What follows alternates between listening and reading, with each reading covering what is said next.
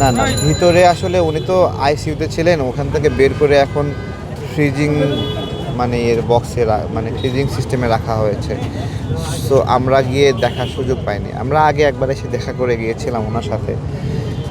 তো এটা আর কি, তখন বেঁচে ছিলেন, আমরা দেখে গেছি, আমরা এটা সাক্ষী যে উনি বেঁচে ছিলেন। অনেকে সকাল থেকে অনেক নোংরা কথা বলেছে, বেশ কিছু কন্টেন্ট ক্রিয়েটর এটা নিয়ে বলার চেষ্টা করেছে, কিন্তু আমরা দেখেছি উনি বেঁচে ছিলেন। আমি প্রতিদিন সকালে এখানে আসতাম, এসে খোঁজ নিয়ে যেতাম।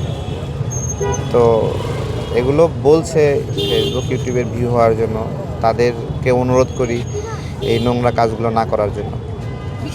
বলেছিলেন শান্ত থাকতে, প্রতিশোধ না নিতে। পুরা বাংলাদেশের কন্ট্রোল গণঅভ্যুত্থানের পরে বিএনপির হাতে ছিল, কিন্তু সেটাকে তারা মিস ইউজ করেনি বেগম জিয়ার এক কথায়। তো এইটা একটা বিষয় যে সামনে বিপদের সময়ে এরকম ভরসাটা কে হবেন। ভারপ্রাপ্ত চেয়ারম্যান তারেক রহমান দায়িত্ব পালন করছে, অলরেডি উনি অনেক জায়গায় সফলতা দেখাচ্ছেন।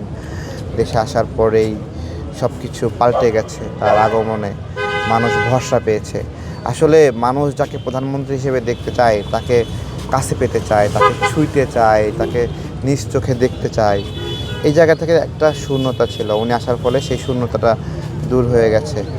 তো এইটা আর কি ভালো লাগা। আর হলো, সবাই দোয়া করবেন দেশমাতা বেগম খালেদা জিয়ার জন্য, আমার পরিবারের জন্য দোয়া করবেন, আমরাও দোয়া করি। আওয়ামী লীগের বিভিন্ন পেজ থেকে শেখ হাসিনা স্বয়ং শোক জ্ঞাপন করেছে। এটা তো করার মতোই, তাই না?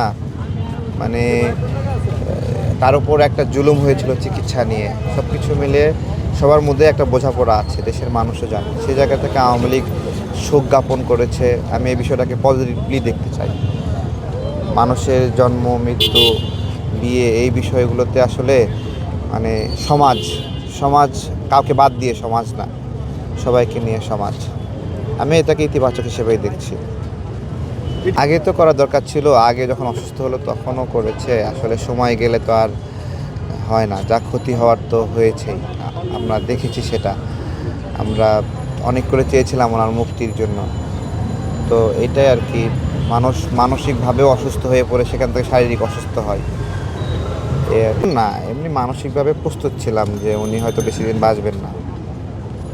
ঠিক আছে, সেটা আজকে আমরা জানলাম আর কি।